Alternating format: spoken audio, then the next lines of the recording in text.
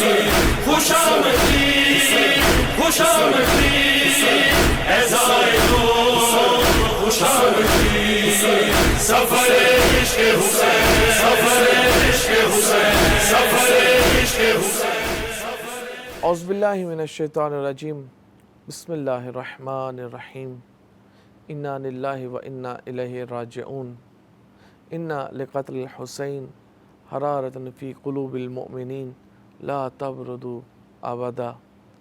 تمام ناظرین کی خدمت میں ان ایام کی مناسبت سے تعزیت عرض کرتا ہوں، اور ساتھ ہی تمام علماء، مراجع اور بالاخص امام زمانہ عجل اللہ تعالی فرجہ شریف کی خدمت میں ان کے جد اطہر کی شہادت اور چہلم کی مناسبت سے تعزیت عرض ہے، اور امام کے سامنے حضور ہو کر ہم امام سے یہی عرض کرتے ہیں کہ اے مولا، یہ ایام واقعاً بہت سخت ہیں آپ کے لیے، جیسے آپ نے زیارت ناہیہ میں ذکر کیے ہیں، اور وہ سن کے ہمارے کلیجے پھٹنے کو ہیں، لیکن آپ تو اس حالت کو، اس زمان کو حس کر رہے ہیں۔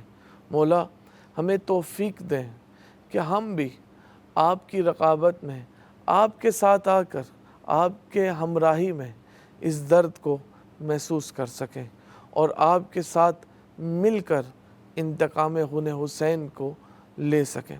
ناظرین، یہ سلسلہ 40 سفر عشق کا آغاز کربلا ٹی وی نے آغاز کیا تاکہ ناظرین کو ان ایام سے استفادہ کرنے کا طریقہ سکھایا جا سکے، روش سکھائی جا سکے۔ آج ہمارے ساتھ اسٹوڈیو میں موجود ہیں آغا شیخ خانی رضا صاحب۔ السلام علیکم آغا۔ علیکم السلام ورحمۃ اللہ۔ آغا، تعزیت عرض کرتا ہوں ان ایام کی۔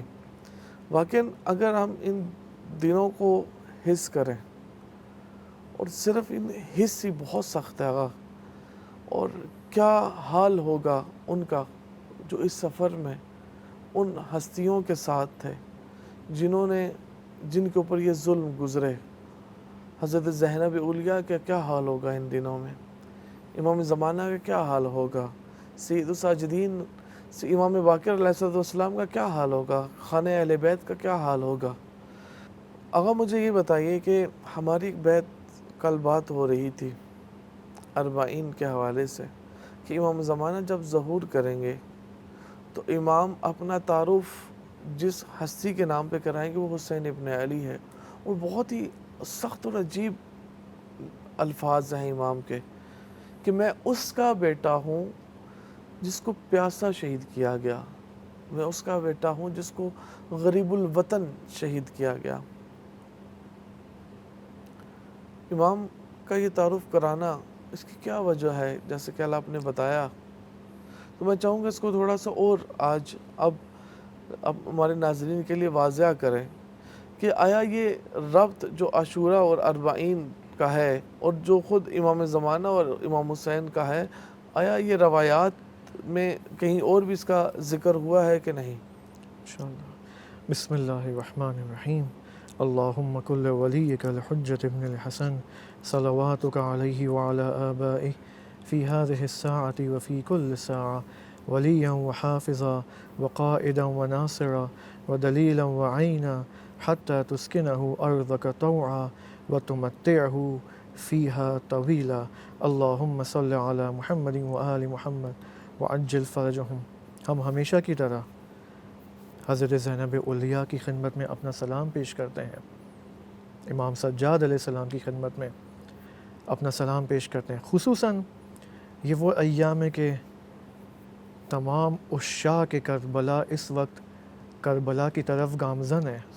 ہم ان تمام زائرین کی خدمت میں بھی اپنا سلام پیش کرتے ہیں، اور خدا سے دعا کہ خدایا ہمیں بھی ان زائرین ابا عبداللہ کے ساتھ ملحق فرما، اور تمام زائرین کو ان کی تمام دنیاوی اخروی حاجات کو پورا فرما، اور تمام زائرین کو سلامتی کے ساتھ اپنے اپنے وطنوں میں لوٹنے کی توفیق عطا فرما۔ دیکھیں، میں 2 روایتیں آپ کی خدمت میں پیش کروں گا، اور بہت ہی دردناک روایتیں ہیں۔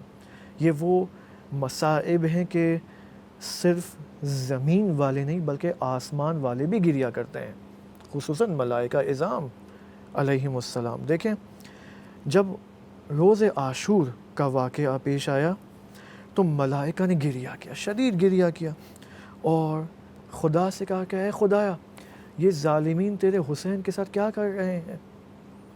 تو خدا نے یہ روایت کے الفاظ امام صادق علیہ السلام کی طرف سے کہ فَأَقَامَ اللَّهُ لَهُمْ ظِلَّ الْقَائِمِ علیہ السلام، امام صادق علیہ السلام فرماتے کہ خداوند سبحان نے ملائکہ کے سامنے جب انہوں نے یہ سوال کیا کہ یہ کیا کر رہے ہیں تیرے حسین کے ساتھ، تو خدا نے حضرت قائم یعنی امام مہدی علیہ السلام کا ایک جلوہ دکھایا ملائکہ کو۔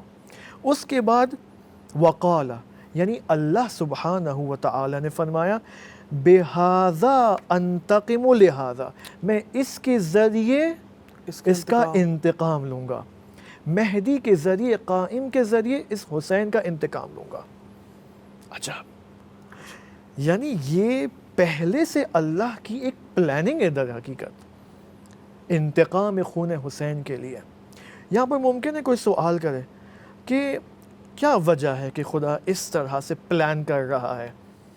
اس کا جواب آپ دیکھیں ایک اور روایت میں ہمیں ملتا ہے کہ ایک دن نبی اکرم صلی اللہ علیہ وآلہ وسلم کہ ہم اس بات کے معتقد ہیں کہ ان ایام میں جو سب سے زیادہ غمگین ہیں وہ نبی اکرم صلی اللہ علیہ وآلہ وسلم ہیں، جنہوں نے فرمایا تھا کہ حسین منی وانا من الحسین، اور حضرت صاحب الزمان علیہ السلام سب سے زیادہ غمگین ہیں۔ یہ تمام ہستیاں غمگین ہیں، سوگوار ہیں۔ ایک دن جب امام حسین علیہ السلام 5 یا 6 سال کے تھے، آپ کو معلوم ہے جب ظاہر سی بات ہے اگرچہ امام از اول خلقت از اول پیدائش معصوم تھے، لیکن بالآخر وہ بچپنا، وہ کھیلنا دوڑنا وہ اپنی جگہ باقی ہے۔ امام 5-6 سال کے تھے اور نبی اکرم صلی اللہ علیہ وآلہ وسلم نے ایک دن جب وہ ام سلمہ سلام اللہ علیہا کے گھر میں موجود ہیں، انہوں نے فرمایا کہ اے ام سلمہ، میں ابھی رات کا وقت ہے، میں جا رہا ہوں اپنے کمرے میں استراحت کے لیے، کسی کو میرے کمرے میں آنے کی اجازت نہیں دینا۔ ام سلمہ نے فرمایا کہ میں نے اچانک دیکھا جب رسول خدا چلے گئے تھے، کچھ منٹوں بعد میں نے دیکھا کہ امام حسین دوڑتے دوڑتے رسول خدا کے کمرے میں چلے گئے۔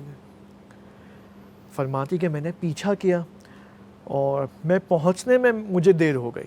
جب میں نے دروازہ کھولا تو دیکھا حسین ابن علی علیہ السلام رسول خدا صلی اللہ علیہ وآلہ وسلم کے سینہ مبارک پر کھیل رہے ہیں۔ اچانک میں نے دیکھا کہ رسول خدا گریہ کر رہے ہیں، تو میں نے پوچھا یا رسول خدا اچانک گریہ کیوں؟ فرمایا جبرائیل میرے پاس آئے، ان ھذا جبرائیل یخبرنی، جبرائیل آئے اور انہوں نے مجھے خبر دی کہ ان ھذا، کہ یہ جو بچہ ہے مقتول، یہ مارا جائے گا، یہ مقتول واقع ہوگا۔ وَهَذِهِ التُّرْبَةُ، اور جبرائیل نے محمد صلی اللہ علیہ وآلہ وسلم سے کہا کہ یہ وہ تربت ہے کہ التی یقتل علیہا، جس کے اوپر یہ مارا جائے گا، یہ وہ مٹی ہے، یہ وہ سرزمین ہے۔ فَذِعِيهِ عِنْدَكَ، اے محمد، البتہ پھر رسول خدا نے ام سلمہ کو یہ تربت دی کہ فَذِعِيهِ عِنْدَكِ، تم اپنے پاس رکھو، فَإِذَا صَارَ الدَّمَ، جب یہ خون میں تبدیل ہو جائے، فَقَدْ قُتِلَ حَبِيبِي، تو سمجھ جانا میرا حبیب، میرا محبوب یعنی حسین شہید ہو چکا ہے۔ یہاں پر ام سلمہ سلام اللہ علیہا نے رسول خدا صلی اللہ علیہ وآلہ وسلم سے کہا کہ اے رسول خدا، اے خلیفہ خدا، آپ خدا سے کیوں نہیں کہتے کہ یہ بلا حسین سے رفع ہو جائے، ٹل جائے، واقع ہی نہ ہو حسین کے لیے؟ تو رسول خدا نے فرمایا کہ میں نے یہی بات خدا سے کہی۔ اچھا، رسول اللہ نے یعنی پہلے سے کہہ دی، یہ درخواست میں نے خدا سے کر دی تھی، لیکن خداوند سبحان نے جو جواب دیا وہ بہت ہی خوبصورت ہے۔ فرمایا یہ اب اللہ کا جواب ہے کہ ان المہدی من ولدہ، کہ مہدی حسین کی ذریت اور بچوں میں سے اور فرزندان اور اولاد میں سے ہوگا۔ کیا مطلب؟ منجی آخر۔ اگر ہم اس روایت کو فقط ظاہری اعتبار سے دیکھیں کہ ٹھیک ہے مہدی علیہ السلام حسین علیہ السلام کی اولادوں میں سے، یہ تو روایت کے فقط ایک ظاہری وہ ہے، لیکن ہمیں یہاں پر، میں نے اس دن بھی کہا تھا، ہمیں تھوڑا بہت عمق اپنے اندر ایجاد کرنا ہوگا، بصیرت کے ساتھ ان روایتوں کو، ان کے اوپر تفکر کرنے کی ضرورت ہے۔ علماء جو فرماتے ہیں اس روایت اور اس جواب کی تفسیر میں وہ یہ کہ ان المہدی من ولدہ، یعنی وہ بیداری جو پوری دنیا میں ایجاد ہونی ہے وہ اس ابتلاء حسین سے ایجاد ہونی ہے، اور وہ نجات بشریت جو اس دنیا میں آخر الزمان میں ایجاد ہوگی وہ اس ابتلاء کے نتیجے میں جو بیداری ہوگی اس سے ایجاد ہوگی۔ وہ یعنی حسین علیہ السلام کے اس ابتلاء کے نتیجے میں کیا ہوگا؟ بیداری جہانی، پوری دنیا بیدار ہوگی، اور جب پوری دنیا بیدار ہوگی یہ پوری دنیا آمادہ ہو جائے گی ظہور امام زمانہ علیہ السلام کے لیے۔ لہٰذا ان دو، البتہ اور بھی روایات موجود ہیں، لیکن انہی دو روایتوں کے اوپر اگر ہم غور کریں تو ہمیں یہ بات معلوم ہو جاتی ہے کہ امام مہدی علیہ السلام کا جو جریان ہے، ظہور امام زمانہ جو ہے، وہ فقط اور فقط حسین ابن علی کے ابتلاء کے نتیجے میں ایجاد ہوگا۔ یعنی خود امام کا یہ جو قربانی ہے اس پورے گھرانے کی، یہ بھی در حقیقت ظہور امام زمانہ کے لیے ایک زمینہ سازی کے 100% ہے یہ۔ اور واقعی یہ عاشورہ اور اربعین کو آج تک زندہ رکھنا 61 ہجری سے آج تک ایسا ہی لگتا ہے کہ یہ اس کا جتنا اہتمام ہے باقی ائمہ نے کیا، اور وسائط کی تشیع کو، اپنے محبین کو، علماء کو، اپنے جو نائبین کو کہ اس کو زندہ رکھیں، اور واقعی ایسا ہی ہے کہ یہ اس منجی کے لیے، اس آخری امید کے لیے ہے کہ جس کو خداوند متعال نے بھیجنا ہے کہ اس کا انتقام بھی لے، اور معاشرے کے اندر وہ حکم الہی، وہ تمدن توحیدی جس کا آپ نے ذکر کیا تھا، لائے اور برپا کرے۔ واقعی بہت خوبصورت۔ در حقیقت دیکھیں، عاشورہ کو اگر ہم ظہور کے مرحلے تک پہنچانا چاہتے ہیں، یعنی اگر ہم چاہتے ہیں کہ امام زمانہ علیہ السلام کا ظہور واقع ہو، ہمیں یہاں پر کچھ کرنا ہوگا، اس کے یہ بغیر کچھ کرے تو نہیں ہو سکتا۔ اور ائمہ خدا علیہ السلام نے، امام حسین علیہ السلام نے جو قربانی پیش کی، اور اس کے بعد باقی تمام ائمہ نے جو مجالس حسین ابن علی پر کو اہتمام کیا، اور مثلا گریہ پر، عزاداری پر اہتمام کیا، در حقیقت یہ وہ اسٹریٹجی تھی ائمہ خدا علیہ السلام کی کہ ان مجالس کے ذریعے یہ زمینہ سازی محقق ہو۔ لہٰذا آپ دیکھیں امام حسین علیہ السلام نے، میں نے پچھلے پروگرام میں یہ بات عرض کی تھی کہ امام حسین علیہ السلام نے اس زمانے کی مردہ امت کے لیے اپنے من عالی کے پہلو کو آشکار کیا۔ اب آئیں اربعین پر، اگر ہم دوبارہ چلیں واپس عاشورہ کی طرف آئیں، مکہ سے، مدینہ سے امام علیہ السلام نے ہجرت کا آغاز کیا، مکہ گئے، پھر مکہ سے کربلا کی طرف 8 ذی الحجہ کو وہاں سے نکل۔ یہ جو مائیگریشن اور ہجرت ہمیں نظر آتی ہے، اس کے اندر ایک عجیب ترکیب ہے، درست عجیب ہے۔ بعض اساتید فرماتے ہیں، بہت عجیب جملہ ہے، کہ امام حسین علیہ السلام کے کاروان کے اندر کوئی خاتون نہیں ہوتی، کوئی خاندان نہیں ہوتا، صرف مرد حضرات ہوتے، تو اس کاروان میں یعنی جو باقی جو افراد موجود ہیں نہ کہ امام حسین کے لیے، اس میں ممکن انحراف کا چانس ہوتا۔ لیکن چونکہ امام حسین علیہ السلام کی حرکت کاروانی حرکت تھی، خاندان کے ساتھ تھی، درست یہ موومنٹ بن گئی جہانی۔ درست۔ آپ دیکھیں امام حسین علیہ السلام اس پیادہ روی کے اندر مکہ سے کربلا میں ہمیں ایک ماڈل دینے اربعین کے لیے، ایسا ہی ہے کہ اربعین کی جو حرکت ہے وہی ہونی چاہیے جو عاشورہ کی تھی۔ اس کو بھی اگر میرے ذہن میں آ رہا ہے، آپ کو زیادہ زیادہ علماء ہیں آپ، میرے خیال میں خود اربعین کی جو یہ موومنٹ ہے یہ ہمیں امام حسین سے ملتی ہے کہ حق کے لیے اپنی جان مال سب لے کے نکلو، اور مجھے لگتا ہے کہ خود امام حسین نے بھی یہ رسول اللہ سے لیا۔ اگر ہم مباہلہ کا دیکھیں، مباہلہ میں کیا ہوا؟ ابناءنا و ابناءکم، آپ دیکھیں خاندان کو لے کے نکل رہے ہیں، حسن و حسین و حضرت زہرا سلام اللہ علیہ کہیں بھی یہ نظر نہیں آتا کہ پیغمبر یہ چیز یہ ماڈل آپ کو صرف اہل البیت کی سیرت میں ملے گا، آپ کو جگہ جگہ ملے گا آپ کو یہ. اور آپ یہ دیکھیں عاشورہ کے بعد کس نے وہ بیداری کا پرچم لہرایا؟ حضرت زینب سلام اللہ علیہ نے، ایک خاتون، ایک خاندان کی عورت. لہٰذا آپ دیکھیں ایک آخری نقطہ میں انشاءاللہ ہم اس کے اوپر، اس نقطے کے اوپر ابھی جو بات کی وہ انشاءاللہ ہم اس کے اوپر اربعین کے لحاظ سے ڈائریکٹلی اگلے ایپیسوڈ میں اگر خدا نے چاہا تو بات کریں گے. لیکن میں ایک نقطہ یہاں پر ہجرت کے حوالے سے بات بیان کروں گا. امام حسین علیہ السلام نے جو ہجرت انجام دی، اس ہجرت کے دو ڈائمنشنز ہیں. ایک اندرونی ڈائمنشن ہے درست، اور ایک بیرونی خارجی آؤٹر ورلڈ کی کس طرح ڈائریکشن. یعنی اندرونی اور آپ بیرونی؟ دیکھیں یہ جو ہجرت ہے اندرونی جو امام امت کو کروانا چاہتے ہیں، امت کو، یعنی فطرت کی طرف، وہ کیا ہے؟ وہ ہے امت کا اندرونی ہجرت کرنا اپنے من عالی کی طرف. دیکھیں امت کا اپنا من ہے، ہم سب کا اپنا ایک من ہے، میرا ایک میں ہے. درست. لیکن میرا جو میں ہے نا، میری جو من ہے وہ من محدود ہے، وہ من حیوانی ہے. امام علیہ السلام کا ہدف یہ کہ انسانوں کو من حیوانی سے نکال من عالی تک لے جائے. درست. عاشورہ کا مقصد یہ تھا کہ امتوں کو اندرونی اسپرچول ہجرت کروائی جائے من عالی کی طرف، درست. امام کی طرف. دو، امت کو ہجرت کروائی جائے تمدن توحیدی کی طرف اس زمینی دنیا کے اندر.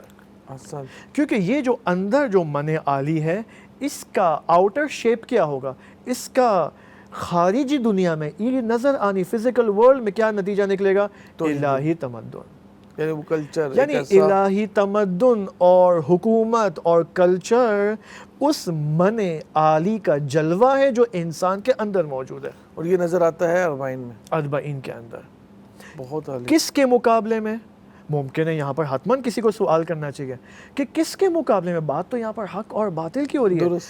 اس تمدن کے مقابلے میں یہاں پر اربعین ہمیں یہ ہجرت کروانا چاہتا ہے اس تمدن توحیدی کے لیے کہ جس کے مقابلے میں ویسٹرن سیولائزیشن موجود ہے، مغربی تمدن موجود ہے جو لبرلزم، سیکولرزم اور ان تمام ازمز اینڈ آئیڈیالوجیز کو پروموٹ کر رہا ہے، جو فساد اور فحشا کا کلچر دنیا کے اندر اور مسلمانوں کے اندر عام کرنا چاہتا ہے. یہ شیطانی کلچر کہہ لیں، جو شیطانی، جو یعنی محض شیطانی اور باطل کلچر کو اور تمدن کو. مثلا آپ دیکھیں اقتصادی نظام ہو، بات اگر ہم دیکھیں کہ ویسٹرن تمدن کے اندر اقتصاد کی کیا حیثیت ہے؟ مین چیز ہی وہی ہے جس میں ربا ہو، جس میں انٹرسٹ ہو، سود ہو. اب ظاہر سی بات ہے اسلام نے حرام قرار دیا ہے. صحیح ہے. 2 فساد اور فحشا، 3 برہنگی کا کلچر. آپ دیکھیں اس وقت دنیا کا جو کلچر بن چکا ہے، آپ دیکھیں کتنے اس وقت مسلمان، چاہے وہ شیعہ ہو چاہے وہ سنی ہو، وہ اپنے بچوں کو مختلف سکولز میں ایڈمیشن دلانے سے ڈرتے ہیں. کیوں؟ کیونکہ اس سکول کے اندر جو پڑھائی اور جو سلیبس موجود ہے وہ برہنگی کا سلیبس ہے، وہ انسانوں کو، وہ بچوں کو عین اسلامی تربیت کے برخلاف تربیت کرنا چاہتا ہے. اور اوپر سے ان سے پوچھیں تو یہ کہیں گے یہ براڈ مائنڈ ہے. یہ براڈ مائنڈ یہ ان کی نظر میں براڈ مائنڈڈ ہے. اور جس میں نا ہماری اکثر یہ ذرا آپ کبھی معاشرے میں جاتے ہیں تو یہ ابھی ملتا ہی نہیں. آپ دیکھیں عاشورہ کس کلچر کو پروموٹ کرنا چاہتا ہے؟ فیملی کلچر کو. فیملی کلچر کو. عاشورہ چاہتا ہے کہ امت مصطفیٰ میں اضافہ ہو، لوگ شادیاں کریں، لوگ بلا کر اپنی ازواج جو ہے، کپلز، ہسبینڈز اینڈ وائفز جو ہیں، وہ مل کر جو ہے اس اسپریچول سفر کو طے کریں. درست. لیکن ویسٹرن تمدن کیا کہتا ہے؟ وہ کہتا ہے خاندان کی ضرورت نہیں ہے، خاندان کے بغیر بھی انسان اپنے انسانی کمال تک پہنچ سکتا ہے. سوال ان سے پوچھے کہ انسانی کمال کیا ہے، وہ کہیں گے پیسہ، گاڑی، یہ انسانی کمال ہے. آپ دیکھیں یہ امام حسین علیہ السلام کی حرکت تھی، کاروانی موومنٹ تھی اس زمانے کے تمدن، یزیدی تمدن کے خلاف. اور آج میں نے کہا نا عاشورہ فرا زمانے فرا مکان ہے. بس اگر آج امام حسین ابھی ہوتے تو کیا کرتے؟ فرض کریں 2025 میں امام حسین کو دوبارہ زندہ کیا جائے یا امام زمانہ واپس آ جائیں تو کس کے خلاف لڑیں گے؟ قطعاً ویسٹرن تمدن اور کلچر کے خلاف لڑیں گے. بہت عالی، بہت بہترین. انشاءاللہ خداوند متعال سے یہی دعا ہے ان ایام کے صدقے کہ ہمیں خدا عزادران شہد و شہداء میں شامل فرمائے، ہمیں عشاء کے امام حسین میں شامل فرمائے، اور ناظرین جو عزاداران اس سال زیارت اربعین سے مستفید نہیں ہوئے وہ اپنے علاقوں میں، اور انشاءاللہ جلد از جلد زیارت امام حسین ان کے نصیب میں خدا قرار دے، اور اسی طرح ہمیں اسی سال ہی اور اسی سال کے دوران حتیٰ اگلے اربعین میں ہم امام زمانہ کے ساتھ مل کر یہ سفر طے کریں، اور زمانے کے جو ظالم ہیں، جو زمانے کے طاغوت ہیں، جو زمانے کے یزید ہیں، ان کے ساتھ مقابلہ کر سکیں، اور امام کے ساتھ مل کر، وقت کے امام کے ساتھ مل کے، امام زمانہ کے ساتھ مل کے ہم خون حسین کا انتقام لے سکیں۔ بہت شکریہ آقا۔ اسی کے ساتھ ناظرین ہمیں اجازت دیجیے، خدا حافظ۔